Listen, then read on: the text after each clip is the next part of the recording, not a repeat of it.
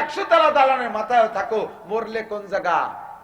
কথা কয় না। মরলে বিমানে মরলেও কোন জায়গা? আগুনি পুড়ে মরলেও সাইটুক কোন জায়গা? বাঘেও যদি খেয়ে ফেলে লাস্টে বাঘ মাটির তলে, তো বাঘের পেট সহ আমিও মাটির তলে আসতে হবে কি হবে না? আমিনহা নুখরিজুকুম তারাতান উখরা, আবারও উঠাবো, আবারও উঠাবো। তালাশ করে বাবা কোন জায়গা? আমাকে মাগুরার বাগান কি তোমার মনে থাকবে নাকি? আল্লাহ কয় সব আমার মনে থাকবে, সবাইরে উঠাই ছাড়বো। ঠিক কি ঠিক না? শিখাই দেওয়ার পরে হয়তো তায়াম্মুমের মাসালা বলার ইচ্ছা করছেন। সাহাবী বলেন কাদ কাফানি ইয়া রাসূলুল্লাহ, এ পর্যন্ত যথেষ্ট। আগে আমি গোসলকে আমলে এনে নেই। গোসল শিখছেন, তারপরে আসছেন তায়াম্মুম শিখাই দেন। তায়াম্মুম শিখাই দিয়েছে। আল্লিবনিস সালাত, আমারে নামাজ শিখাই দেন। নামাজ শিখাইছে, নামাজের প্র্যাকটিস করছে। আল্লিবনুল সতর, আমারে পর্দা শিখাই দেন। আল্লিবনুল লিবাস, আমারে পোশাক শিখাই দেন। আল্লিবনুল ইমামা, আমারে পাগড়ি শিখাই দেন। একটা একটা করে শিখতেন আর একটা একটা করে আমলে বাস্তবায়ন করতেন। যার কারণে তারা হয়েছে কিয়ামত পর্যন্ত মানব জাতির জন্য, গোটা বিশেষ করে মুসলিম জাতির জন্য মডেল মানুষ, দৃষ্টান্তমূলক মানুষ। তারা ছিলেন মিসাল, তারা ছিলেন আমাদের জন্য উপমা। কথা বলেন ঠিক কিনা? আমাদের স্বভাব সেরকম হতে হবে। সাহাবায়ে কেরামদের মতো শ্রোতা আসে নাই, আসবে না। তবে আমরা নকশে কদমে যদি চলার চেষ্টা করি, আল্লাহ পাক রব্বুল আলামিন বলেন আস-সাবিকুনাল আউয়ালুনা মিনাল মুহাজিরিন ওয়াল আনসার আল্লাযীনা তাবাউহুম বিইহসান রাদিয়াল্লাহু আনহুম ওয়া রাদু আন। একটু জোরে কান সুবহানাল্লাহ। আল্লাহ পাক নিজেই সাহাবায়ে কেরামদের একটা পুরস্কার দিচ্ছেন। আল্লাহ বলেন আমার নবীর সাহাবাদের ভিতরে প্রথম দুই দল। কয় দল? এক দলের নাম মুহাজির, আর এক দলের নাম আনসার। মক্কা থেকে যারা মদিনায় গিয়েছে তারা হলেন মুহাজিরিন, আর মদিনাবাসী যারা তাদেরকে সাহায্য করেছে তারা হলেন আনসার। আনসার মানে সাহায্যকারী, মুহাজির মানে হিজরতকারী, ঘর বাড়ি পরিত্যাগকারী। আল্লাহ পাক বলেন আমার নবীর সাহাবাদের মধ্যে দুই দল, মুহাজিরিন আর আনসার। এদের সম্পর্কে আমার ঘোষণা হলো রাদিয়াল্লাহু আনহুম ওয়া রাদু আন, আমি আল্লাহ তাদের পর খুশি হয়ে গেছি। কন্না সুবহানাল্লাহ। ওয়া রাদু আন, তারা আমার পর খুশি আছে। সাহাবায়ে কিরাম আল্লাহর পর খুশি না বেজার ছিলেন? বেজার না খুশি ছিলেন? আল্লাহ পাকও তাদের পর সন্তুষ্ট। আয়াতের মাঝে আল্লাহ পাক আপনাদেরকে তাক করে বলেন ওয়াল্লাযীনা তাবাউহুম বিইহসান। এই সাহাবায়ে কেরামরা যে যে গুণ অর্জন করার কারণে আল্লাহ পাক তাদের পর সন্তুষ্ট হয়ে গেছে, তারা আল্লাহর উপরে সন্তুষ্ট হয়ে গেছে। কিয়ামত পর্যন্ত আনে ওয়ালা সাধারণ মানুষ, কিয়ামত পর্যন্ত আনে ওয়ালা সাধারণ পাবলিক, আমেরিকান হোক আর জাপানি হোক, বাঙালি হোক আর রাশিয়ান হোক, চাইনিজ হোক আর ইন্ডিয়ান হোক, সৌদিয়ান হোক, আরবিয়ান হোক আর অনারবি হোক, বিশ্বের যে প্রান্তেই তার বসবাস হোক না কেন, আমার ওই সাহাবায়ে কেরামদের অনুসরণ করবে সাধারণ পাবলিক যারা। আমি আল্লাহ পাক রব্বুল আলামিন তাদের উপর সন্তুষ্টির ঘোষণা দিয়ে দিলাম। একই সাথে আল্লাহ বলেছেন ওয়াল্লাযীনা তাবাউহুম বিইহসান, আমার এই মুহাজিরিন আর সাহাবায়ে কেরামদের অনুসরণ যারা করবে, তাদের পদাঙ্ক অনুসরণ করে যারা চলবে, তাদের আমলের সাথে যারা আমলে মিল করবে, তাদের আখলাকের সাথে যারা আখলাকে মিল করবে, তাদের নামাজের সাথে যাদের নামাজে মিল হবে, তাদের রোজা ইবাদতের সাথে যাদের মিল হবে, তাদের অর্থনীতির সাথে যাদের অর্থনীতি মিল হইবে, তাদের চাল চলনের সাথে যাদের চাল চলন মিল হবে, তাদের ওয়াজ শোনার পদ্ধতির সাথে যাদের ওয়াজ শোনার পদ্ধতি মিল হবে। এক কথায় আল্লাহ পাক সকলের সমষ্টিগতভাবে ঘোষণা দিয়েছেন রাদিয়াল্লাহু আনহুম ওয়া রাদু আন। আমি মুহাজিরিন আর আনসারদের পরে যেমন সন্তুষ্ট হয়ে গিয়েছি, ও কিয়ামত পর্যন্ত আনেওয়ালা বাঙালি মুসলমান, আমি আল্লাহ তোমাদের পরও সন্তুষ্ট হইয়া গেলাম। আপনাদের পরও আল্লাহ খুশি। কন্যা আলহামদুলিল্লাহ। একটু বলেন না আলহামদুলিল্লাহ। আল্লাহর সন্তুষ্টি পেয়ে যদি এই নিয়ামতের পর শুকর আদায় করেন, তাহলে আল্লাহর নিয়ামত আরো বাড়াই দেবে, তার মানে আল্লাহর সন্তুষ্টি আরো বাড়াই দিবে। সাহাবায়ে কেরামদের চাইতে ভালো শ্রোতা কোয়ালিটি সম্পন্ন আর আসে? এই সাহাবায়ে কেরাম সামনে বসা নীরব। সাহাবায়ে কেরামদের প্রত্যেকটা আমল সম্পর্কে হাদিসের মধ্যে আসছে। তাদের নামাজও এমন ছিল, যদি ফাঁকা মাঠের ভিতরে কোন সাহাবা পাগড়ি বেঁধে জুব্ব পরে নামাজে দাঁড়াইছে, নফল নামাজে মাঠের মধ্যে দাঁড়াইছে, এমন নিথর হয়ে দাঁড়িয়ে থাকতেন পাখিতে কোন পাখিতে মনে করতে একটা মরা গাছ, এই পাগড়িরে দেখে মনে করতো গাছের মরা মাথা, খেজুর গাছের মাথা, ওর মধ্যে আইসে নিরিবিলি খানিক বসেও থাকতেন। এই পাখিতে বসে এমন নীরব, ওয়াজ যখন শুনতেন তখন কোনো সাড়া শব্দ ছিল না, নীরব। এর ভিতরে একদিন হুজুর ওয়াজ করতে পারতেছে না, মুখে বাধা বাধা লাগতেছে, মুখ শুকনো শুকনো লাগতেছে, এই কদিও না। এমনি চতুর্পাশে বিল্ডিং তো প্রতিধ্বনি হচ্ছে, আরো কম।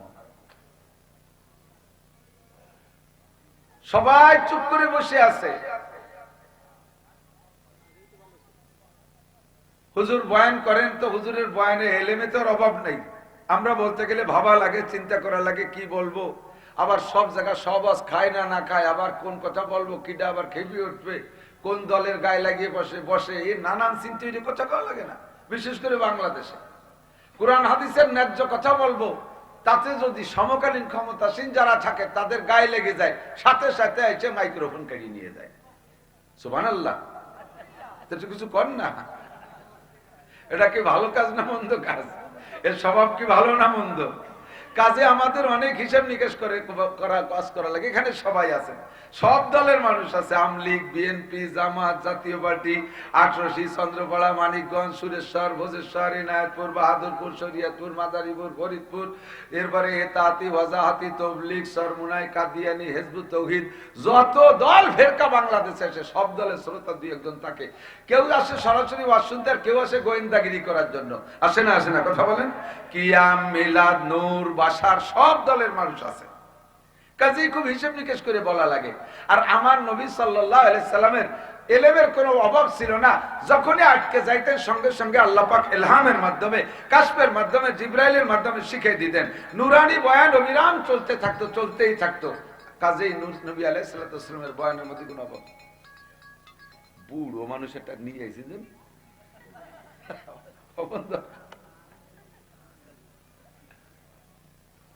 চলে যাবো আজের দিকে, ছোট্ট একটা কথা বলে চলে যাচ্ছি।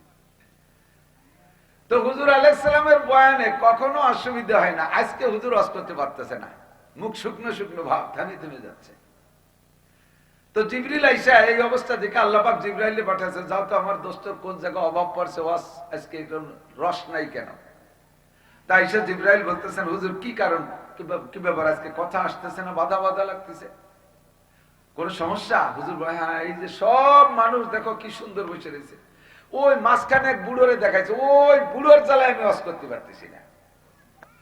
দুই তিনজন পিছনের দিক তাকাচ্ছে, সেই বুড়ো আবার এই জায়গায় আছে নাকি? ও বুড়ো ওই মাঠে ছেলে, এই জায়গায় নাই। আল্লাহ, জিবরিল বললেন, হুজুর কি সমস্যা, কে বুড়ো কি করে? হুজুর বললেন, ও বুড়ো মুখে মুখে তর্ক করে, এক নম্বর স্বভাব। ওই বুড়োরে পাঠাইছে ওর নেতা কয়েকদিন আগে দারুন নদওয়ার ভিতরে আবু জাহেল সংসদ সদস্যদেরকে নিয়ে, মন্ত্রী পরিষদ নিয়ে একটা এলান দিয়ে দিয়েছে, কোরআন শরীফে আছে আয়াত হিসেবে, কয় মুহাম্মাদের কোরআন শরীফ এমনি তিলাওয়াত করবে, তা শুনলেও মানুষের দিল নরম হয়ে যায়, কাফের মুসলমান হয়ে যায়, মন্দ ভালো হয়ে যায়। কতক্ষণ ঠিক ঠিক না? আর আরবিয়ান তো ওরা আরবিয়ান, কোরআন শরীফ আরবি, শুনলেই বোঝে। কাজেই মুহাম্মদ যখন কোরআনের তেলাওয়াত করবে অথবা বয়ান করবে, তোমরা যাইয়া ওর ভিতরে বিভিন্ন প্রকার উল্টো পাল্টা করবা, শোরগোল করবা, চিল্লা পাল্লা করবা, একটা উদ্ভট পরিবেশ তৈরি করে ফেলবা, তাহলে তোমরা বিজয়ী হবা। আল্লাহ পাক কোরআনে কারীমের মধ্যে সে কথা বলেন, ওয়াকালাল্লাযীনা কাফারু লা তাসমাউ লিহাযাল কুরআন ওয়ালগাউ ফীহি লাআল্লাকুম তাগলিবুন। তোমরা যদি তোমাদের ধর্ম নিয়ে বিজয় হতে চাও, আর মুহাম্মদকে যদি পরাজিত করতে চাও, মুসলমানদেরকে যদি হারাইতে চাও, তাহলে মুহাম্মদের কোরআনের মজলিসের ভিতরে যাইয়া শোরগোল, চিল্লা পাল্লা, যত প্রকার বিশৃঙ্খল আছে তা তোমরা করবা। অর্ডার দিয়ে দিয়েছে মিস্টার আবু জাহেল। আর এই অর্ডারের পর সবচাইতে বেশি আমল করছে যারা, তার মধ্যে অন্যতম ওই বুড়ো। এক নম্বর গোল্ডেনে প্লাস ওই বুড়ো ওই জায়গা বৈশা কথায় কথায় তর্ক করে, মাঝে মাঝে পেশাব করতে যায়, উঠে আইছে বসে পাশা ফিরে দিয়া পুটপুট করে বাদাম খায় আর খেজুর খায়, মোটামুটি একটা পরিবেশ নষ্ট করে ফেলাইছে। ওই এক বুড়োর কারণে নবী আলাইহিস সালাম বয়ান করতে পারতেছে না। জিবরাইল বলেন, হুজুর বুড়োরে চেনেন? হুজুর কয়, হ্যাঁ, আমার বাচ্চা তার বয়সী বুড়োরে চিনি। কয় না সেভাবে না, ওর আখলাক আর আভ্যন্তরীণ চরিত্র সম্পর্কে কি জানেন? কয় না, তা কি করে জানবো, আমি তো গায়েব জানি না, আমার নবী গায়েব জানে না। কথা কান ঠিক কি ঠিক না? ভালো মন্দ ভিতরে যা আছে এটা আল্লাহই জানে, ভবিষ্যৎ আল্লাহই জানে। আল্লাহ পাক নবীকে বলেন, নবী তুমি বলে দাও, উম্মত তোমারে ভাবতে পারে তুমি গায়েব জানো, কুল তুমি বলে দাও, লাউ কুনতু আলামুল গায়ব লাস্তাকসারতু মিনাল খায়র, আমি যদি গায়েব জানতাম ভবিষ্যতে কি হবে আর কার অন্তরে কি আছে এইটা যদি আমি জানতাম, তাহলে অন্তরের কুচক্র দিয়ে আমাকে ক্ষতি করতে পারতো না, ভবিষ্যতে কোনো ক্ষতির মধ্যে আমি যাইতাম না। যত প্রকার কল্যাণ আর কামিয়াবি আর সফলতা আছে এগুলি আমি অর্জন করতাম। উহুদের মাঠে যে আমার দাঁত ভাঙ্গা খাওয়া লাগতো না, আমি যদি জানতাম যে এদিক থেকে পাথর আসবে সেদিকে আমি ঢাল ধরতাম। আমার মাথার মধ্যে হেলমেট ভাঙ্গে ঢুকে যাইতো না, আমি যদি গায়েব জানতাম সেদিকে আমি ঢাল ধরতাম। তাইফে গেলে ওই পরিমাণ মার খেতে হবে এ জানলে আমি মাত্র 2 জন যাইতাম না, আমি আরো লোকজন নিয়ে যাইতাম। আমি যদি গায়েব জানতাম, লবিদ ইবনে আসাম আমারে 1 মাস পর্যন্ত জাদু কইরা এভাবে পাগল করে রাখতে পারতো না। আমি গায়েব জানি না, নবী পাকও গায়েব জানে না। জিবরিল কয়, ও নবী পাক বলেন, জিবরাইল ওই লোকটার আভ্যন্তরীণ সমস্যা আমি জানি না, বলো তো লোকটার সমস্যা কি? জিবরাইল কয়, হুজুর এই মাত্র লোকটার আচরণ দেইখা আল্লাহ পাক আমার মাধ্যমে আপনার কাছে নতুন একটা সূরা প্রেরণ করেছে, নতুন একটা সূরা নাজিল করেছে। যেই সূরাটা 30 পারা কোরআন শরীফের মধ্যে 29 নম্বর পারায় দ্বিতীয় সূরার স্থান পেয়েছে। সূরাটার নাম সূরাতুল কলম। এই সূরা কলম আমি নিয়ে আসি। সূরা কলমের ভিতরে শুরু দিয়ে আপনার প্রশংসা, একটু আগায় যাইয়া ওই লোকটার চরিত্র সম্পর্কে আল্লাহ পাক বর্ণনা দিচ্ছেন। লোকটার ভিতরে 9টা দোষ আছে, একে একে 9টা দোষ। এই 9 দোষের অধিকারী বিদায় মজলিসের মধ্যে বেয়াদবি করে। তন্মধ্যে 9টা দোষের ভিতরে 1 নাম্বার দোষ, সর্বশ্রেষ্ঠ যেই দোষটা, সেইটা হলো উতুল্লিম বাদা যালিকা জানিম। ওই লোকটা হলো জারস সন্তান হারামজাদা।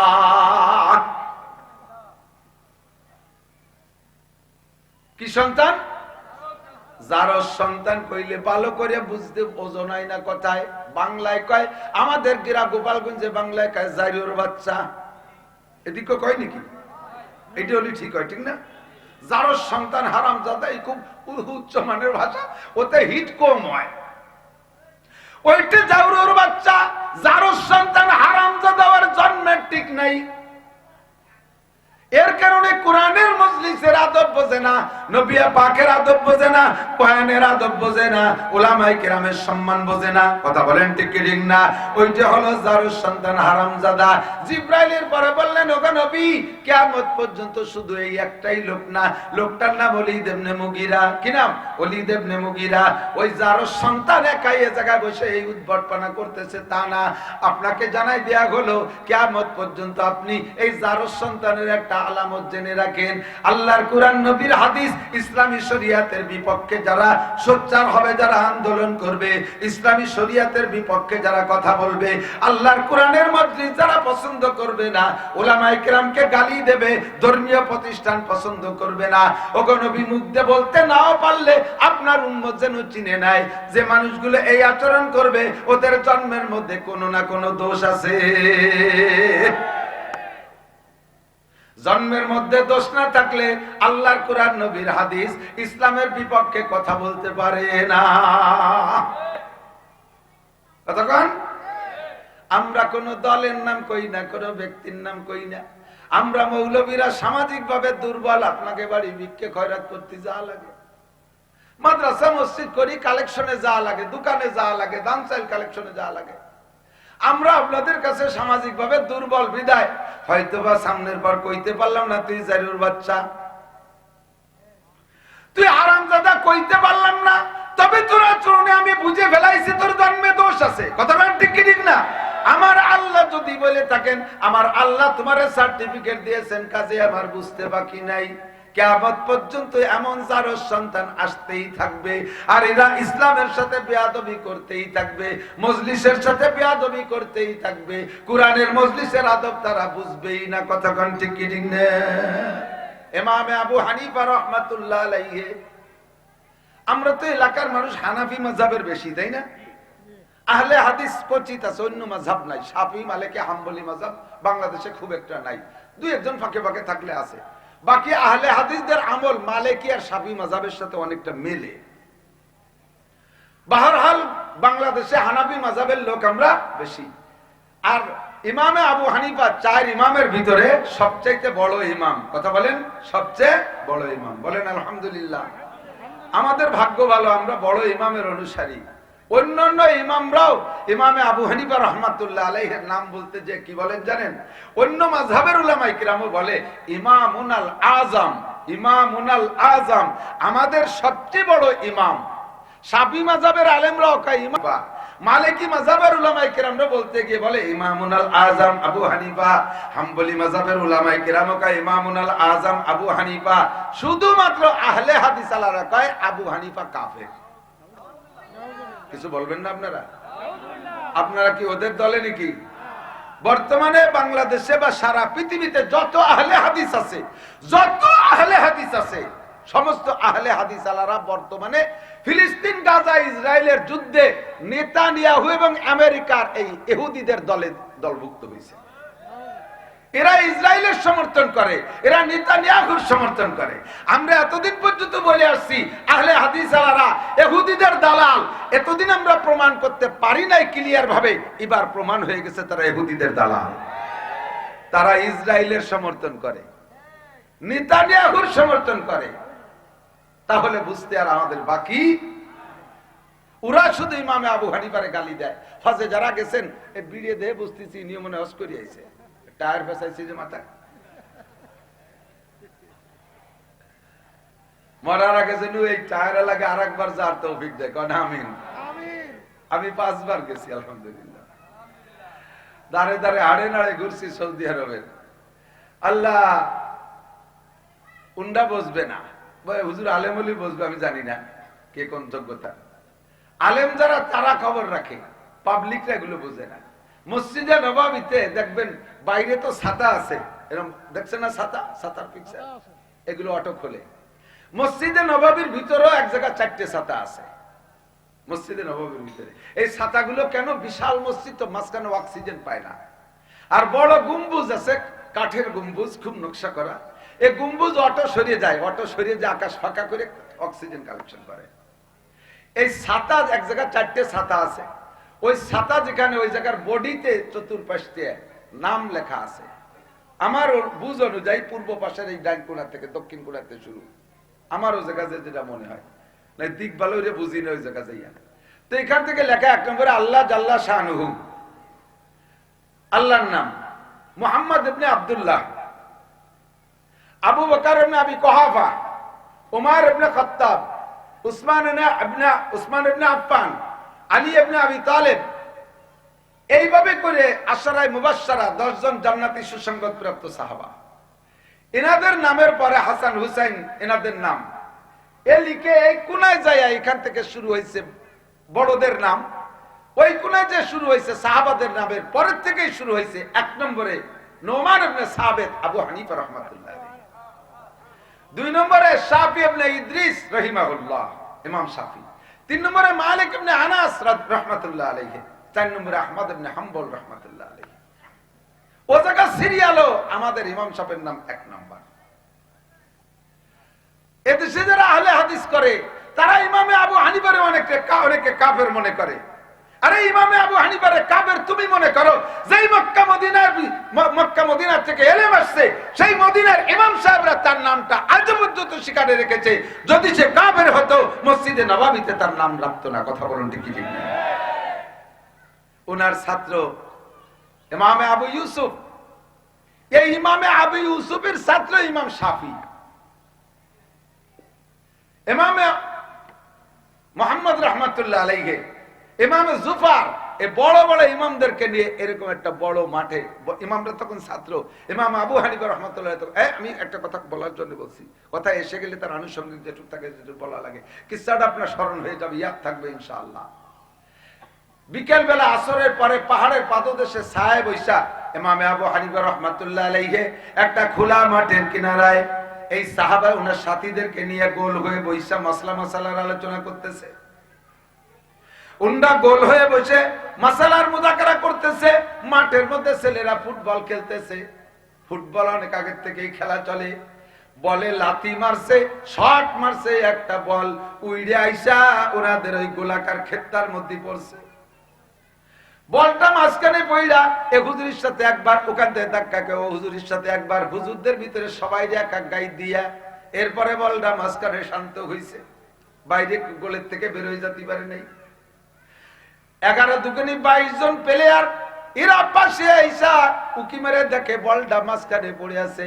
বেলা রয়ে গেছে, আরো তো খেলতে হবে, কিন্তু বল পড়ছে এত বড় বড় হুজুরদের প্যাসের ভিতরে, এই বল আনতে যাবে কে? প্রথম একজন যাই কাছে যে চুপ করে ফিরে আসছে, দ্বিতীয় জন ফিরে আসছে, তৃতীয় জন ফিরে আসছে, একে একে 21 জন প্লেয়ার কাছে যায় যে বল আনতে, ভিতরে ঢুকতে সাহস পাই নাই, ফিরে চলে আসছে, ফিরে চলে আসছে। 22 নম্বর যে রয়েছে ও কয়, এইভাবে তোমরা যদি লজ্জা করো তাহলে বিকেল টাইমটা সম্পূর্ণ শেষ হয়ে যাবে, আর বল খেলা হবে না। হুজুরদের মধ্যে বল পড়ছে, তাতে কি হয়েছে? বল না আনলি পরা খেলবো কিভাবে? ও যাইয়া লাভ দে যে মাঝখান থেকে বলটা দূরে নিয়ে বেরোয় চলে আসছে, আবার খেলা শুরু হয়ে গেছে। ছেলেটা যখন বল নিয়ে বেরোয় যায়, ইমামে আবু হানিফা রাহমাতুল্লাহ আলাইহি বলছেন, এ তোমরা লক্ষ্য করো, যারা ছাত্ররা আছো খবর নিয়ে দেখো, ভালো করে তল্লাশি লাগায় দেখো, এই লাস্টে যে ছেলেটা বল নিয়ে গেছে, ওই ছেলেটার জন্মের মধ্যে কোনো না কোনো দোষ আছে। জন্মের মধ্যে দোষ আছে। আল্লাহু আকবার। মসজিদ ভেঙে গেছে, চলে গেছে। কিছুদিন পর ওনাদের মধ্য থেকে একজন আইসা, ওই ছাত্র ইমাম যারা ছাত্র পরবর্তীতে তারা বড় বড় ইমাম, ওনাদের মধ্যে একজন আইসা ইমামে আবু হানিফাকে বলতেছে, জি হযরত, ওই ছেলেটার জন্ম বৃত্তান্ত আমি খুঁজে পাইছি। আজ থেকে বেশ কয়েক বছর আগে, ছেলেটা দুনিয়ায় আসার আগে, জন্মের আগে, ওই ছেলেটার আব্বা আইসা আমার কাছে একটা মাসালা জিজ্ঞেস করছে। মাসালাটা হলো, হুজুর আল্লাহর কোরআনে বলছেন স্ত্রীকে তার মাসিক অবস্থায় ব্যবহার করা জায়েজ নাই। আমি তো আমার স্ত্রীকে মাসিক অবস্থায় ব্যবহার করে ফেলাইছি, সম্ভবত ওই ব্যবহারে গর্ভধারণ করেছে। হুজুর এই গর্ভের সন্তানটার কি মাসালা? হুজুর বললেন, সন্তানটা হালাল, যেহেতু বাপের ঔরজার সন্তান, কিন্তু আল্লাহর নিষেধাজ্ঞার ভিতরে জন্ম দিয়েছো, কাজেই ওর জন্মের মধ্যে ভিতরে আংশিক অপরাধ আছে, আংশিক ত্রুটি আছে। ওই ত্রুটির কারণে সন্তানটা বেয়াদব হতে পারে, উশৃঙ্খল হতে পারে, বিশৃঙ্খলা করতে পারে। এই সন্তানটা খবর নিয়ে পাইলাম হুজুর সেই লোকটারই সন্তান। ডাইরেক্ট হারামজাদা, ডাইরেক্ট নাপাক, ডাইরেক্ট অবৈধ সন্তান, অথবা ইনডাইরেক্ট হারামজাদা, কিছুটা হলেও দোষ থাকতে হবে। আল্লাহু আকবার। উতুল্লিম বাদা যালিকা জানিম। ও যুবকরা, তোমরা অনেক সময় উল্টো পাল্টা করো। আমরা চোখের সামনে কিছু বলি না, আমরা মুখের উপরে কিছু বলি না, তবে কোরআন হাদিস থেকে আমরা বুঝে ফেলাইছি তোমার জন্মের মধ্যে কোনো না কোনো দোষ আছে। নইলে তুমি মুরব্বির সাথে বেয়াদবি করতে পারো না, আলেমের সাথে বেয়াদবি করতে পারো না, মাহফিলের সাথে বেয়াদবি করতে পারো না, কোরআন হাদিসের সাথে বেয়াদবি করতে পারো না, উলামায়ে কেরামের সাথে বেয়াদবি করতে পারো না, যদি তোমার জন্মের মধ্যে দোষ না থাকে। জানতি সত্ত্বে আজকে এই দুইটা ঘটনা থেকে আমরা শিক্ষা নেব, জীবনে আর কোনদিন এই জাতীয় বেয়াদবি আমরা করব। কথা বলেন, করব? 74 মার গেছে না সিনফসরা। এই বর্তমানে তো শীত চলতেছে খুব, সূর্য মনে একটু মুখ খোলা খোলা বাপ। বলেন আলহামদুলিল্লাহ। আল্লাহ দিনই মাহফিল মিলাইছে, কা মিলেবে রাত্রে, আবার রাত্রে যদি মিলে কয় যে এত রাত পর্যন্ত ওয়াজ শোনা যায় নাকি? গরমকালে মাহফিল দিলি কয় গরমের মধ্যে ওয়াজ শোনা যায় নাকি?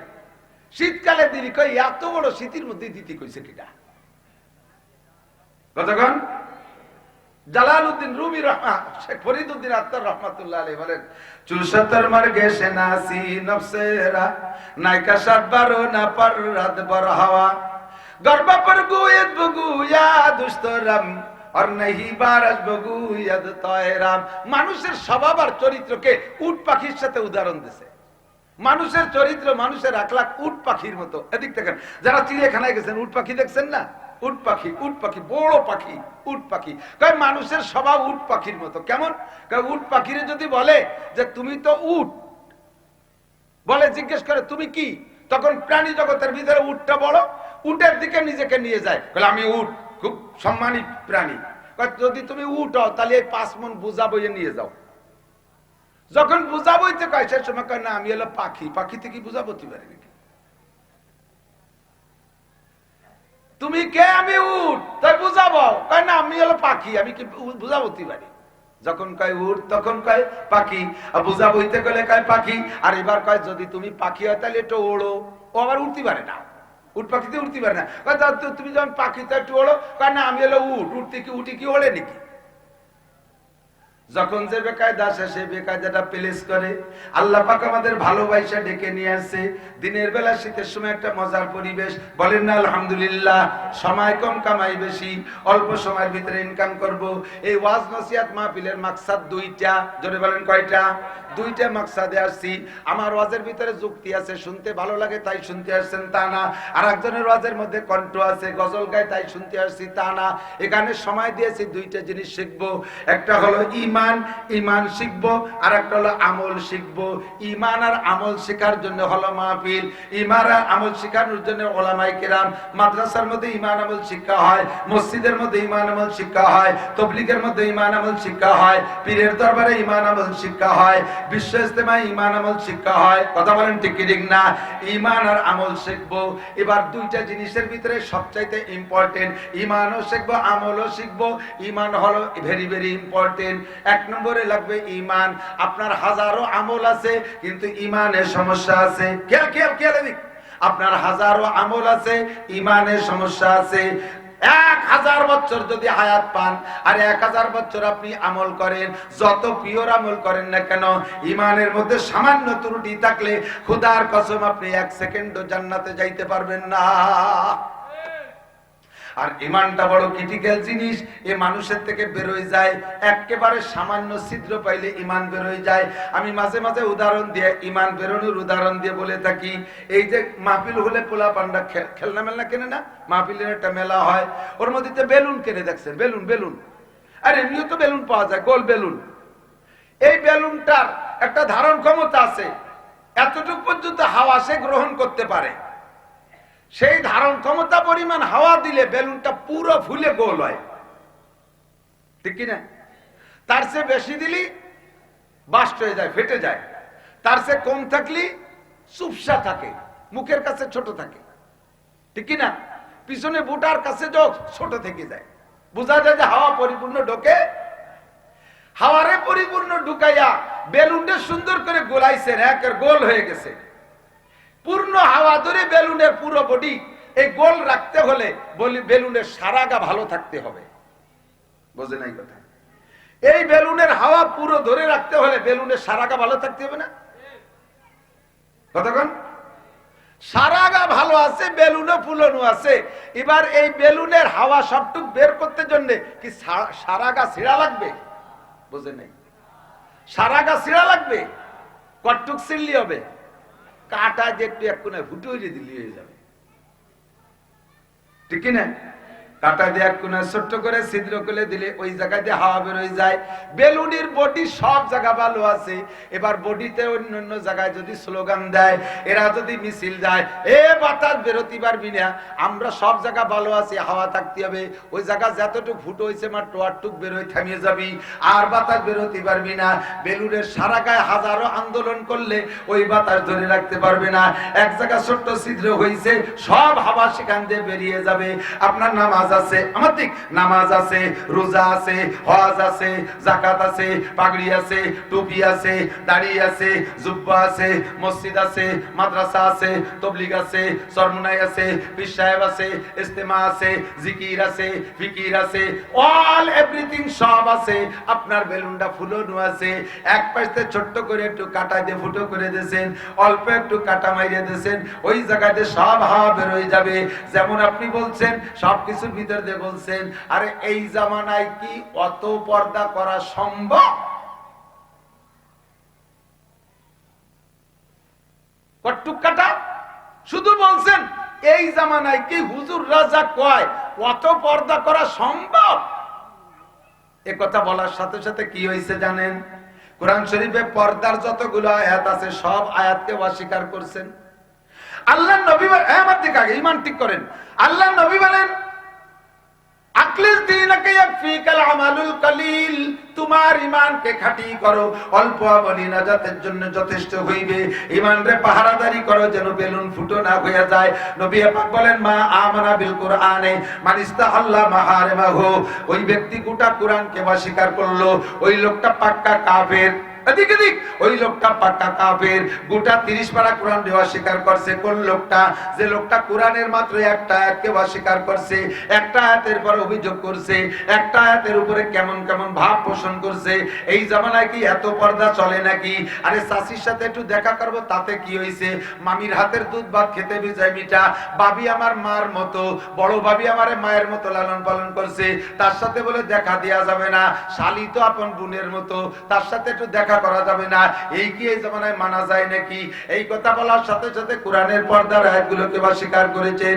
আর একটা আয়াতকে অস্বীকার করলে ওই লোকটা কাফের। আপনার যত ইবাদত আছে, কোন ইবাদতে আপনার ঈমানের হাওয়াকে ধরে রাখতে পারবে না। বেলুন ফুটো হয়ে গেছে একটা কথার দ্বারা। আরে এত কি পরিচ্ছন্নতা করে চলা যায়? এত হালাল হারাম ভাইসি গুটি চলা যায়? একটু বেরাকের টাকা না নিলি তো ভাইসিই যেতাম। এই ব্যারাক অ্যাডামস কারিতার বিআরডিবি স্বনির্বাস জাগরণী চক্র আশা প্রশিকা গ্রামীণ ব্যাংক এরা না আসলে তো মরিয়েই যেতাম। এই হুজুররা বড় বড় গল্প মারে আর ওয়াজ করে পকেট করে টাকা দিয়ে যায়। আমাকে তো 4টি পয়সা দিয়ে যায় না। এই ব্যারাক আব্বারাই তো আমাকে বাঁচাইছে। বলার সাথে সাথে তুমি কাফের। অত হালাল হারাম বেশি চলা যায় না। বলার সঙ্গে সঙ্গে হালাল হারামের আয়াতকে অস্বীকার করেছেন। এত নামাজ পড়িয়ে পারা যায় নাকি? এত নামাজ পড়িয়ে পারা যায় নাকি? বলার সাথে সাথে আপনি নামাজের 82টা আয়াতকে অস্বীকার করেছেন। আরে এই জামানায় জিহাদ আছে নাকি? জিহাদ আবার কি? জিহাদের কথা বলি তারে জঙ্গি ফঙ্গি আবাজাবা কইয়া তারে খাটো করার চেষ্টা করে, আক্রমণ করার চেষ্টা করে, অ্যারেস্ট করার চেষ্টা করে। জোরে বলেন আছে না নাই? একদল আছে না নাই? জিহাদ সম্পর্কে কথা বললে যদি প্রতিবাদ করে 682টা আয়াতকে অস্বীকার করা হবে। 682টা আয়াত। একটা আয়াতকে অস্বীকার করলে তুমি কাফের, পাক্কা কাফের। তোমার ঈমানের হাওয়া বেলুন ফুটে বের হয়ে চলে গেছে। সেখানে জিহাদকে অস্বীকার কইরা তুমি জিহাদের বিরোধিতা করে 682 আয়াতকে অস্বীকার করেছো। নামাজ না পড়িয়া তুমি 82 আয়াতকে অস্বীকার করেছো।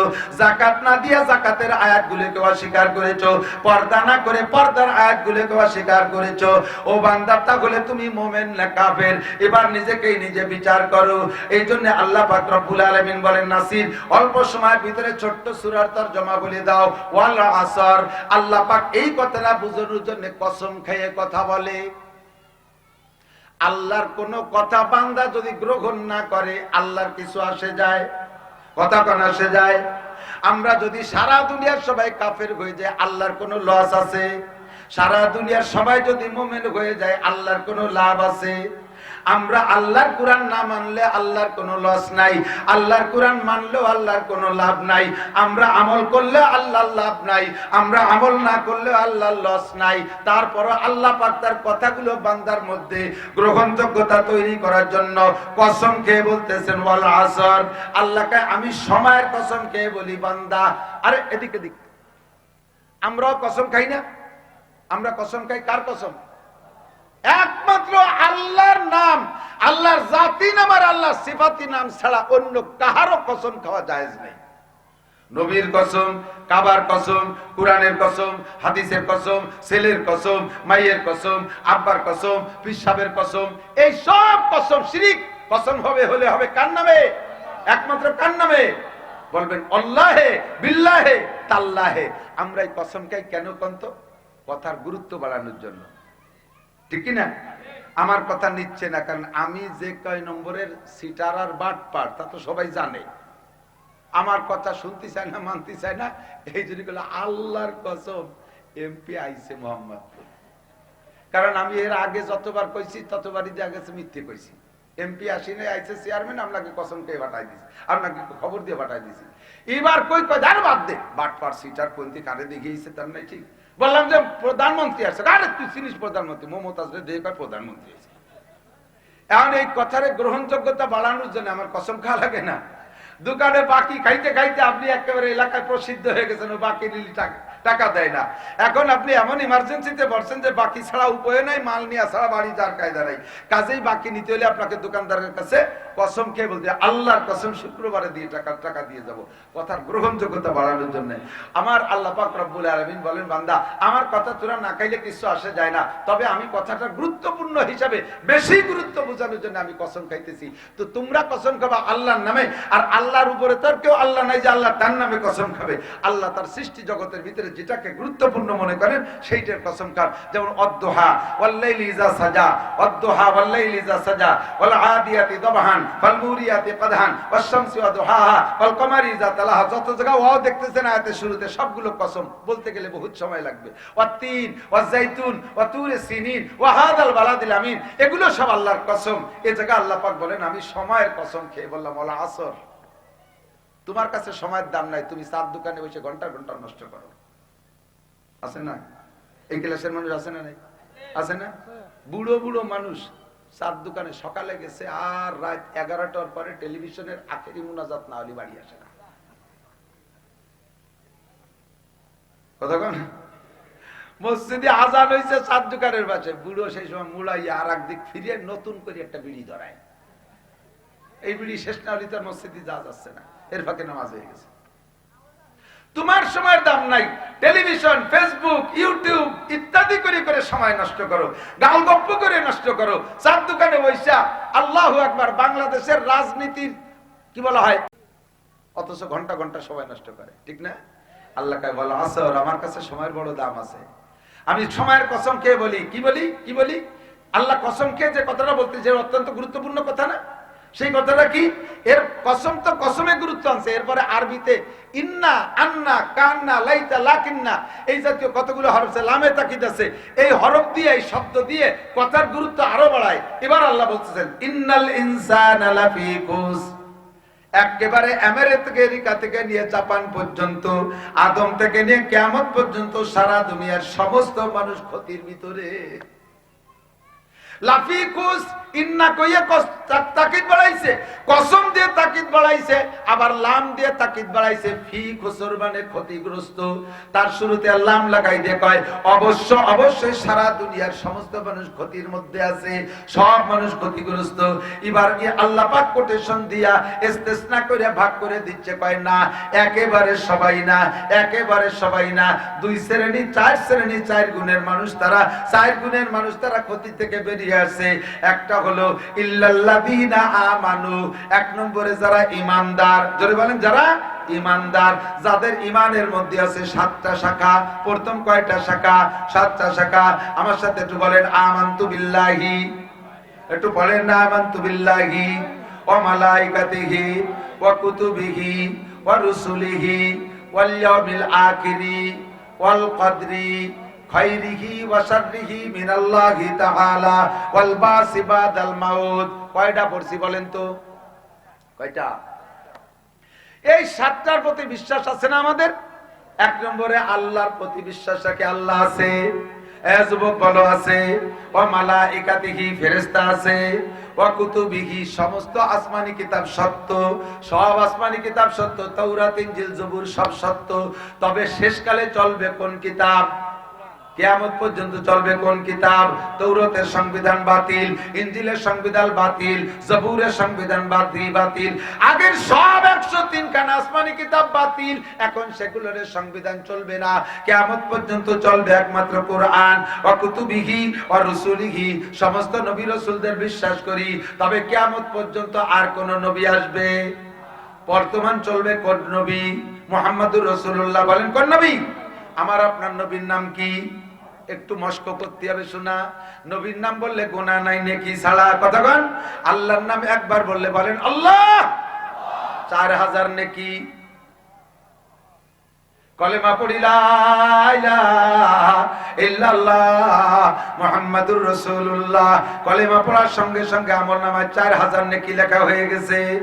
আল্লাহ নবী বলেন তামলো মা বাইনাস সামাই ওয়াল আরদ, একবার কলেমা পড়লে ওই লোকটার নেকিতে আসমান জমিনের মাঝখানের ফাঁকা জায়গা সম্পূর্ণ ভরিয়া যায়। কন্না সুবহানাল্লাহ। আল্লাহু আকবার। সমস্ত নবী রাসূলকে মানি, এখন চলবে একমাত্র মুহাম্মদুর রাসূলুল্লাহ। আমাদের ভিতরে কাদিয়ানি চলতেছে। আজকেও মাত্র দেখলাম নিউজ আসছে, আমি গিয়েছিলাম উত্তরবঙ্গে, ও জায়গা কাদিয়ানিরা ইস্তেমা করার জন্য পাইতারা দিচ্ছে। বাংলাদেশে এত পরিমাণ কাদিয়ানি হয়ে গেছে যে কাদিয়ানিদের দাবি আল্লাহ নবী মুহাম্মদুর রাসূলুল্লাহ শেষ নবী নয়, গোলাম আহমদ কাদিয়ানি নাকি শেষ নবী। আপনারা সুবহানাল্লাহ বলবেন না নাউজুবিল্লাহ? গোলাম আহমদ কাদিয়ানি কি নবী না কাফের? যুবক, গোলাম আহমদ কাদিয়ানি নবী না কাফের? তারে যারা কাফের না বলবে সেও ক্ষমতা থাকতে, তৌফিক থাকতে, সুযোগ থাকতে কাদিয়ানীদেরকে কাফের ঘোষণা দিয়ে বাংলাদেশে যদি বসবাস করার সুযোগ না দেন, তার মানে তারা এদেশের মানুষ বসবাস করবে এদেশে, তাদেরকে তাড়ায় দিচ্ছি না, কিন্তু কাফের নাম নিয়ে থাকতে হবে। কি নাম? কি নাম? এদেশের থেকে হিন্দুদেরকে আমরা তাড়ায় দিচ্ছি না, থাকে তারা হিন্দু উপাধি নিয়া। খ্রিস্টানদেরকে তাড়ায় দিচ্ছি না, থাকে তারা খ্রিস্টান উপাধি নিয়া। নাসারা ইহুদিদেরকে তাড়িয়ে দিচ্ছি না, থাকে তারা ইহুদি উপাধি নিয়া। বুদ্ধদেরকে তাড়িয়ে দিচ্ছি না, থাকে তারা বুদ্ধ উপাধি নিয়া। কাজেই এই কাদিয়ানীরাও বাংলাদেশে থাকবে, দেশের সন্তান তারা, কিন্তু মুসলমানের নাম নিয়ে থাকতে পারবে না। উনাদের দলের নাম কি কয় জানেন? আহমাদি মুসলিম জামাত। কি কয়? সাধারণ পাবলিক আপনারা জেনে নেন। আপনারা মনে করবেন যে আহমাদি যখন কইছে আরো মুসলিম কইছে, তাহলে এটা তো সঠিক ধর্ম, কাজেই তাদের কথা শুনি আর মানি। এইভাবে সাধারণ পাবলিকের লীলা ভুলা দিয়া আহমাদি মুসলিম জামাতের পরিচয় দিয়া হাজার হাজার মুসলমানদেরকে কাদিয়ানি বানাচ্ছে। খুদার কসম, কাদিয়ানি কাফের, তার অনুসারীরা কাফের। এক সেকেন্ডও ভেস্তে যাবেন না। তাইতে আপনি মুসলমানদের সাথে মসজিদে 5 ওয়াক্ত নামাজ পড়েন, আমাদের সাথে হজে যান, উমরায় যান, আমাদের সাথে রমজানে রোজা রাখেন, আমাদের সাথে ফরজ বিধান পালন করেন, আমাদের সাথে কোরআন পড়েন, তবু আপনি পাক্কা কাফের। এক সেকেন্ডও ভেস্তে যেতে পারবেন না। আটলিস্ট দ্বীনকা, ঈমানকে ফ্রেশ করেন। আল্লাহর সাথে যেমন কেউ শরীক করা যাবে না, নবীর সাথে নবুয়তে কেউ শরীক করা যাবে। ঠিক আছে তো? ঈমান ঠিক করেন। আজকে কি বার? বুধবার।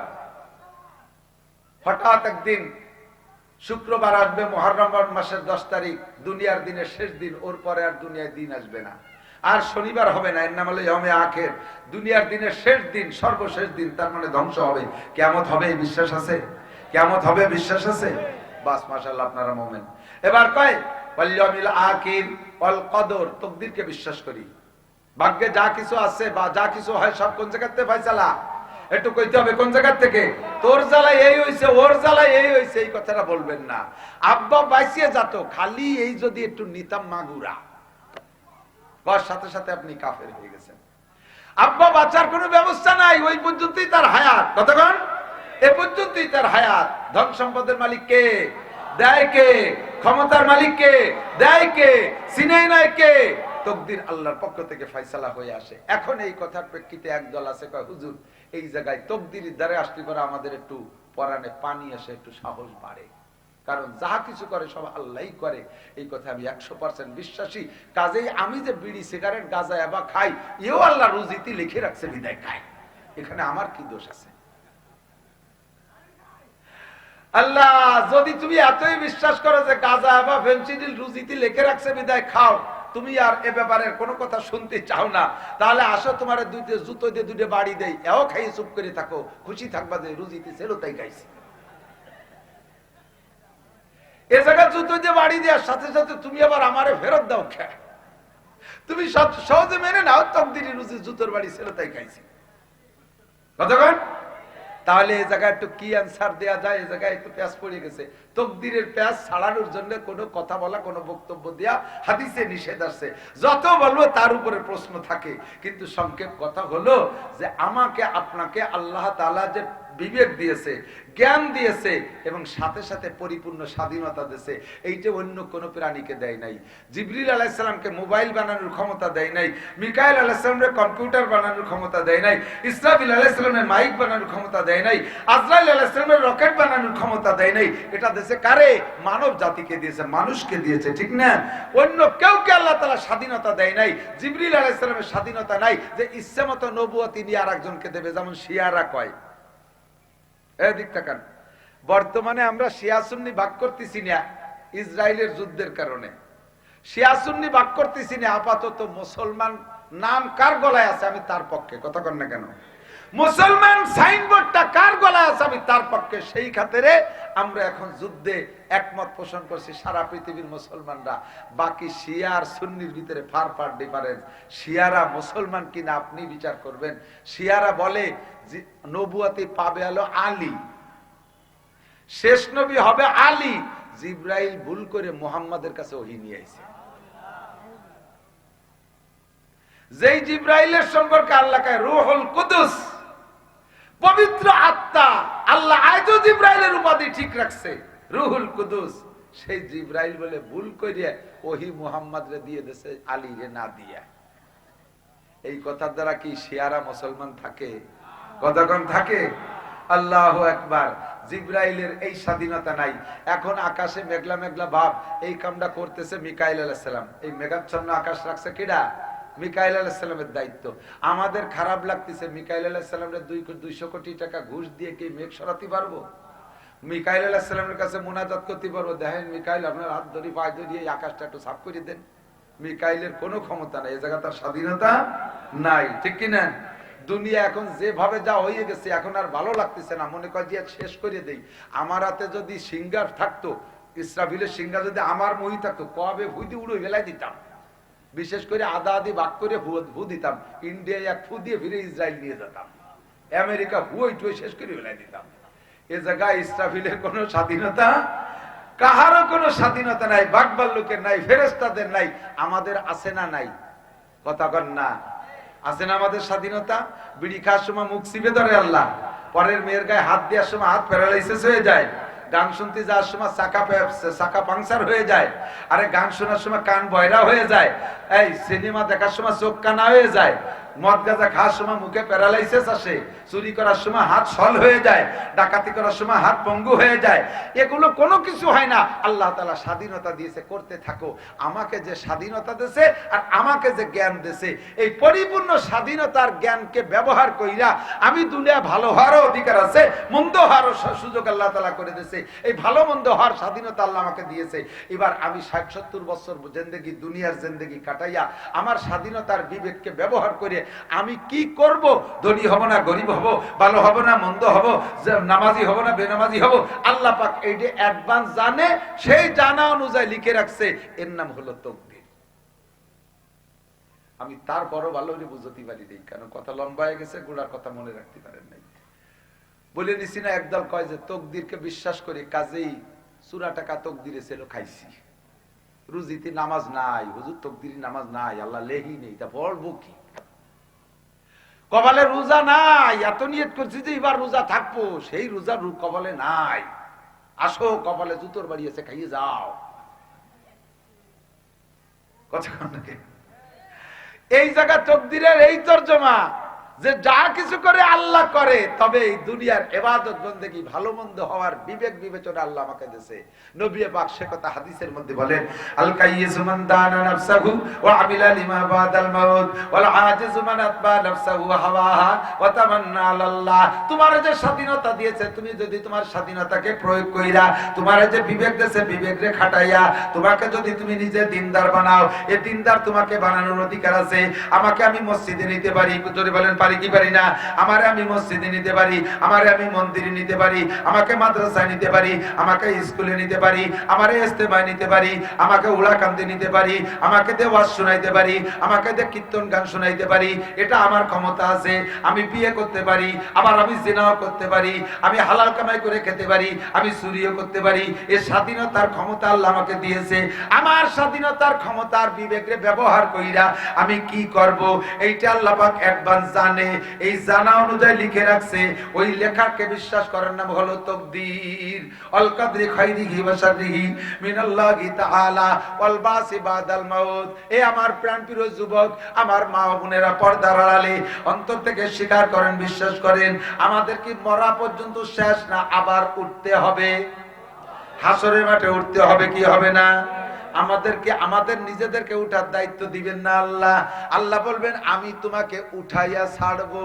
মিনহা খলাকনাকুম, বানাইছি তোমারে মাটি দিয়ে আমি, অফিহা নুইদুকুম, মাটির মধ্যে আইনেই ছাড়বো। তুমি কোনো অবস্থায় পালাই সেরে যেতে পারবে না। ঘরে ইমারত রাবরি বর আসমা আকিবাত জেরে জমি গরদিনহা আলায়া সাকিনাল কসরিল মুআল্লা সাতুদফানু আন করিবিন ফিত তুরাবি। তুমি যদি 100 তলা দালানের মাথায় থাকো, মরলে কোন জায়গা? কথা কয় না। মরলে বিমানে মরলেও কোন জায়গা? আগুনি পুড়ে মরলেও সাইটুক কোন জায়গা? বাঘেও যদি খেয়ে ফেলে লাস্টে বাঘ মাটির তলে, তো বাঘের পেট সহ আমিও মাটির তলে আসতে হবে কি হবে না? আমিনহা নুখরিজুকুম তারাতান উখরা, আবারও উঠাবো, আবারও উঠাবো। তালাশ করে বাবা কোন জায়গা? আমাকে মাগুরার বাগান কি তোমার মনে থাকবে নাকি? আল্লাহ কয় সব আমার মনে থাকবে, সবাইরে উঠাই ছাড়বো। ঠিক কি ঠিক না? এ কথাকে বিশ্বাস করি। আপনারা পাক্কা ঈমান বলেন আলহামদুলিল্লাহ। ঈমানদার পাক্কা চায়। ইয়া রাসূলুল্লাহ, হে আল্লাহর নবী আমার এই দাও ওই দাও। সৌদি আরবের পুলিশরা বড় বড় অফিসার পুলিশের জায়গা, আরবিতে বড় অফিসার পুলিশকে কয় মুতাওয়া। এই অফিসার পুলিশ সিপাহি পুলিশ আছে, ওরা সঙ্গে সঙ্গে বাহু ধরে ঘুরাই দেয় ইস্তাকবিলিল কিবলা। ইয়া হাজ হাজা শিরিক। হাজী সাহেব তুমি রাসূলের কাছে মুনাজাত করতে, সেটা শিরিক। ইস্তাকবিলিল কিবলা, কিবলার দিকে ফেরো। ওয়াইজা সালতুম ফাসআলুল্লাহ, চাইতে হলে আল্লাহর কাছে চাও। লিমা তাসালিন্দা মুহাম্মদ, মুহাম্মাদের কাছে চাও কেন? হুয়া ইনসান, সে তো একটা মানুষ। লা শাইফিয়া দিহি, তারাতে কিছু নেই। কুল্লু শাইইন বিয়াদিল্লাহ, সবকিছু আল্লাহর হাতে। মুহাম্মাদের কাছে যদি কিছু থাকতো, সম্পদের অধিকার ক্ষমতা থাকতো, তাহলে তার ঘরে 1 মাস চুলো জ্বলে নাই, না খেয়ে কষ্ট করছে। তার নাতি হাসান হুসাইন পেটে পাথর বেঁধে রয়েছে, তার মেয়ে ফাতেমা ঘরে না খাওয়া, রাসূল নিজেও পেটে পাথর বেঁধে কাইতে রয়েছে। তাহলে নবীর কাছে চাও কেন? তার কাছে কি আছে? নবীর কাছে যদি ক্ষমতাই থাকবে, তাহলে তার দাঁত ভাঙলো কে? তার মাথা ভাঙলো কে? তাই বলারা মারলো কে? নবীর কোনো ক্ষমতা নাই। ক্ষমতা সব কার? নবী বড় সম্মানী, নবী আল্লাহর সৃষ্টির শ্রেষ্ঠ। তার দোহাই দিয়ে, তার ওসিলা দিয়ে আল্লাহর কাছে বলতে পারো। এর জন্য কিবলা মুখিয়ে দোয়া করবা, বলতে পারো আল্লাহ তোমার রসুলের দেশে আসছি, তোমার দেশে আসছি, তোমার রসুলের তুবা এলে আমার দোয়াটা কবুল করো। তুমি এ কথা বলতে পারো, হে নবী আমারে এই দাও, হে নবী আমাকে ওই দাও। এগুলো বললে শিরিক হয়ে যাবে। কোন পীরের কাছে যে চাওয়া যাবে না, পীরের মাজারে সিজদা দেওয়া যাবে না, কোন গাছের গোড়ায় মান্যত করা যাবে না, দুধ পানি দেওয়া যাবে না গাছের গোড়ায়। এটা হিন্দুদের স্বভাব। কার স্বভাব? মুসলমান বড় বড় মান্দার গাছ, বট গাছ, এর গোড়ায় দুধ পানি দেয়। আমি গেছি, সিডার হয়েছিল না একবার আমাকে ওদিকে গোপালগঞ্জ 7 সালে, মনে আছে নাকি? দক্ষিণবঙ্গে সিডার হয়েছিল, আপনাদের এদিকে মানে আজ কিছু আসছিল হালকা। সিডারের আগে গেছি আমি বরিশাল মাহফিলে, যার সময় রাস্তার পাশে দেখি বিশাল বিশাল গাছ, বড় বট গাছ, একটা ধুমসা বট গাছ, ওর পাশা লাল হয়ে গেছে সিন্দুর মাহাতি মাহাতি, আর ফুল তো স্তূপ করা রয়েছে।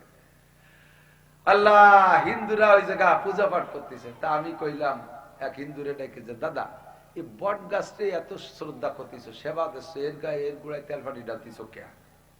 তা বলতেছে এটা একটা দেবতা, একটা দেবতা, এর যদি পূজা পাঠ করি তাহলে আমাদের আপদ বিপদে এরা রক্ষা করে, এটা বহুত বড় একটা শক্তি। পরের বছর গেছি, যাই দেখি সিডারে সেই বট গাছে উল্টো তার ভাষা উপর দি।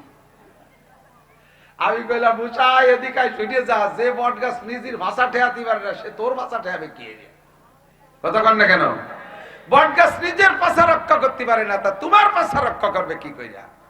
কাজেই এদের গোড়ায় পানি ঢালি কোনো লাভ, কথা বলেন আছে? কোন পিসাব মারার পরে কিচ্ছু করতে পারে না, বরং সে বড় বড় অসহায় পিসাবের উপরে ড্যাগেরটা পাইতে কালেকশন করে, ও জায়গা গরু দেওয়ার জায়গা মান্যত করে, 5 পয়সার লাভ নাই, শিরিক। পীরের কোনো ক্ষমতা নাই, সর্বময় ক্ষমতার মালিক কে? সন্তান কে দেবে? দোকান কে দেবে? ছেলে মেয়ে কে দেবে? যা কিছু দেবে আল্লাহ পাক রব্বুল আলামিন দেবে, ঠিক কিনা? লা তুশরিক বিল্লাহ, শিরিক করবেন না।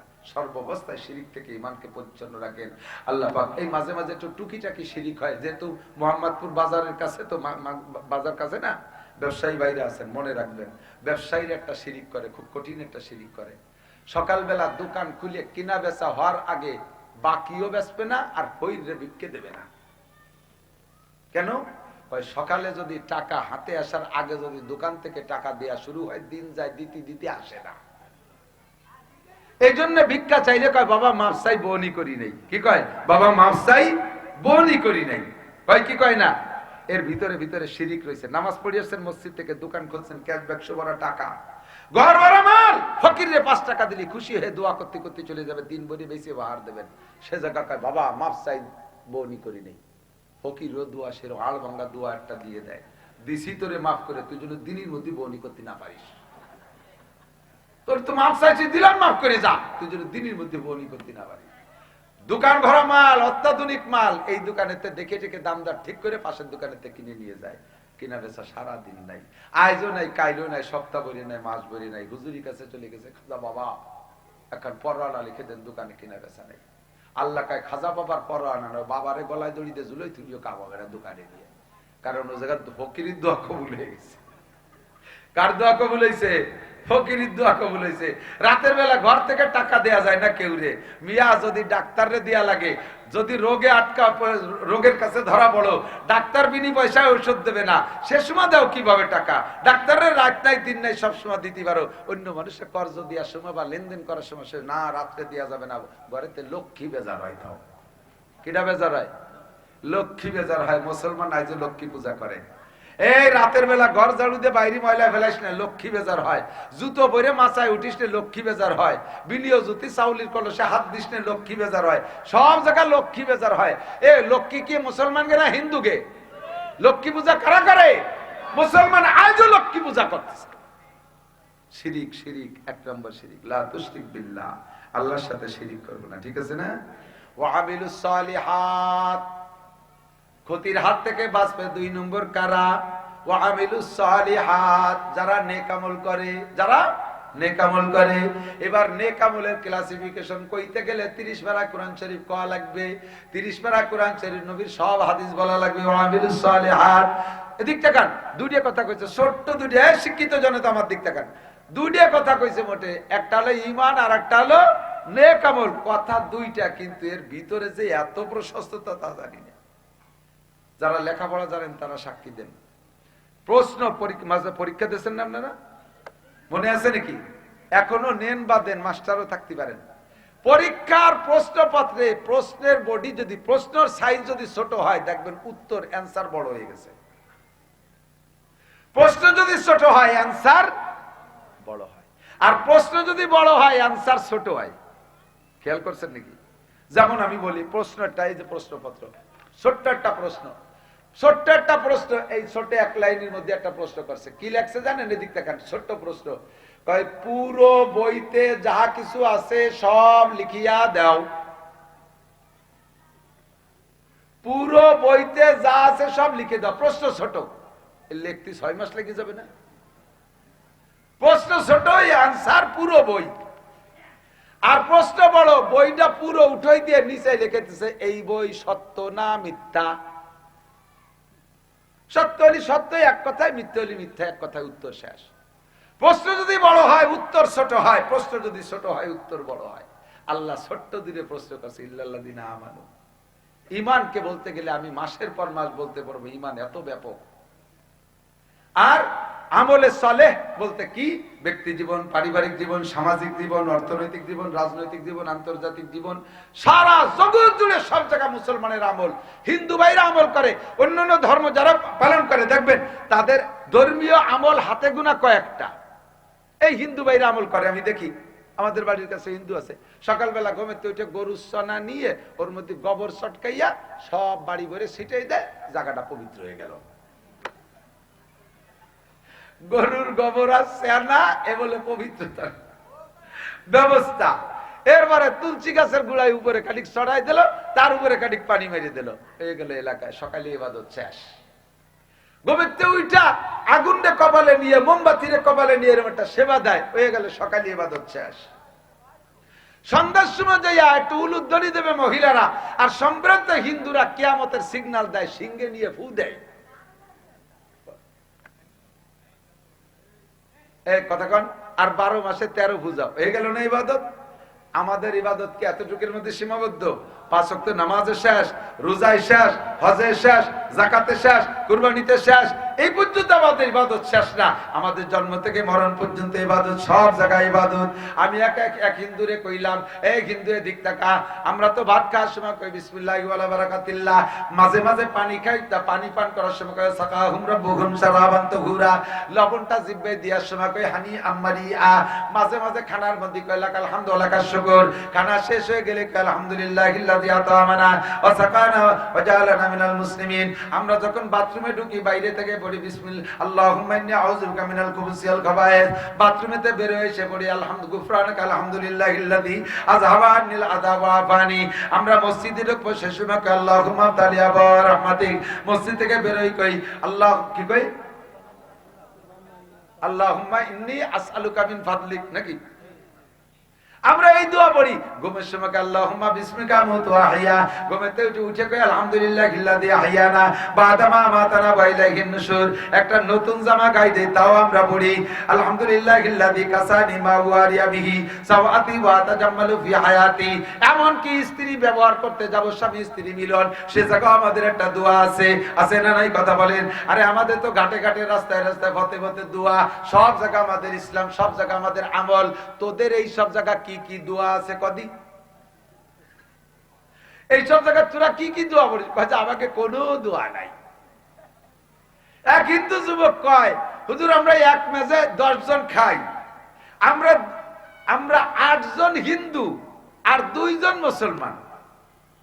তো যেহেতু 2 জন মুসলমান, এই জন্য আমাদের সব খানা দানা ওই মুসলমান 2 জনের জিম্মায় দেয়, কারণ আমরা হিন্দুদের পাকনা পাকির ব্যাপারে ওদের সন্দেহ থাকতে পারে, এই জন্য আমাদের রান্না ওরা না খাইতে পারে, তাই ওদের মাধ্যমে সবকিছু করি। আমরা 10 জনে 10 পোয়া চাউল ভাত রান্না করি, 10 পোয়া, ভুল বলছি, 8 জন মুসলমান 2 জন হিন্দু, 10 পোয়া চাউলের ভাত রান্না করি। ওরা 8 জন মুসলমানে সর্বোচ্চ 1 কেজি চালের ভাত খায়, আর আমরা 2 জনে 1.5 কেজি মেরি দিই। এই কয়েক বছর ধরে এইভাবে খাইয়ে আসতেছি, বুঝিনি যে একই সাইজের মানুষ, কাজও একরকম করি, পেটও একটু, আমাকে 2 জনের পেটে 1.5 কেজি যায় কোন জায়গা, আর ওরা 8 জনে খায় 1 কেজি। ঘটনা কি?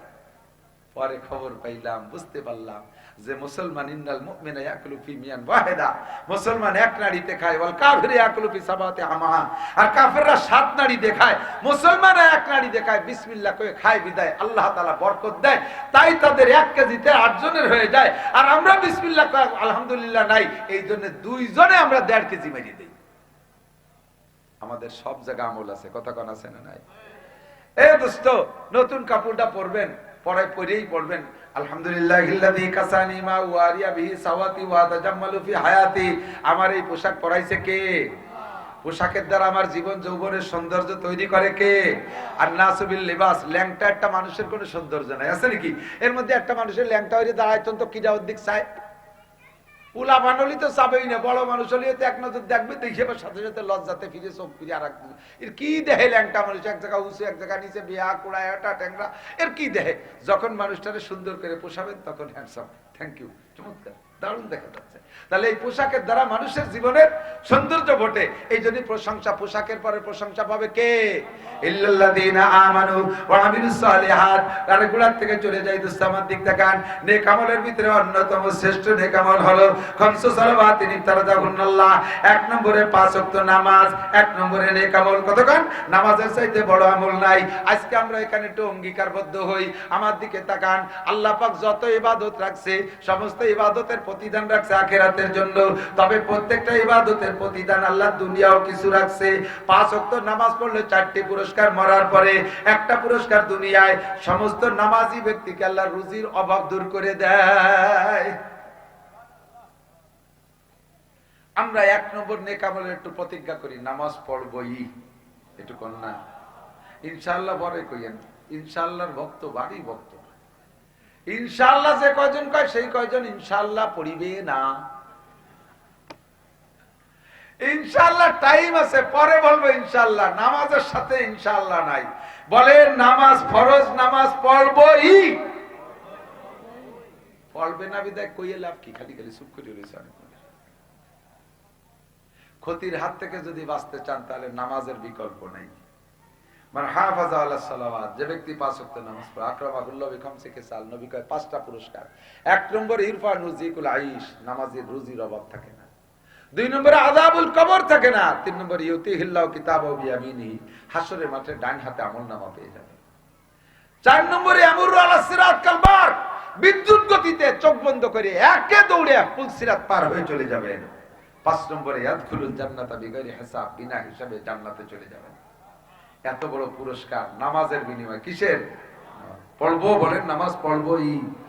যুবক খেলাধুলা করবা, বিকেলে এই মাঠে খেলবা, আজান হওয়ার সাথে সাথে আসরে আজান, এই ব্যাট থাকলো, কুটো থাকলো, বটি থাকলো, থাক, আগে নামাজ পড়েছি, যাও নামাজটা পড়িস, আবার খেলো। মাগরিবের 20 মিনিট আগে ছেড়ে দাও খেলা, ঘড়ি দেখা ওযু বানায় মসজিদে যাও, নামাজটা পড়ে নাও। মাগরিবের পরে আবার ইংরেজি বাংলা অঙ্ক পড়ো। পড়ার ভিতরে নিয়ত রাখো, আমি যদি অফিসার হইতে পারি তাহলে ঘুষ মুক্ত পরিবেশ গড়বো। আমি যদি প্রশাসনিক দায়িত্ব পাই তাহলে আমার প্রশাসনে আমার অধীনে যা আছে সেটাকে ইসলামী আদর্শ ইনশাআল্লাহ বাস্তবায়ন করার চেষ্টা করব। আমি যদি ডাক্তার হই তাহলে জাতিকে সঠিক সেবা দেব। আমি এভাবে দুর্নীতি করে পয়সা খাবো না। আমি যদি কন্ট্রাক্টর হয়ে এই রাস্তাগুলোকে সুন্দর করে করব, আমি রাস্তার ভিতরে দুর্নীতি করব না। আমি যদি মেম্বার হই জাতির ওয়ার্ডের মালগুলো যথাযথ পৌঁছে দেব। চেয়ারম্যান হইলে সঠিক চেয়ারম্যানই করব। এমপি হলে সঠিক এমপিগিরি করব। আমি এসপি হলে সঠিক এসপি হব। আমি বিচারপতি হইলে, জজ হইলে সঠিক বিচার করব। এরকম পাক্কা প্রতিজ্ঞা করে তুমি জেনারেল পড়াশোনা করবা, তোমার সম্পূর্ণ লেখাপড়ার নেকিতে পরিণত হয়ে যাবে।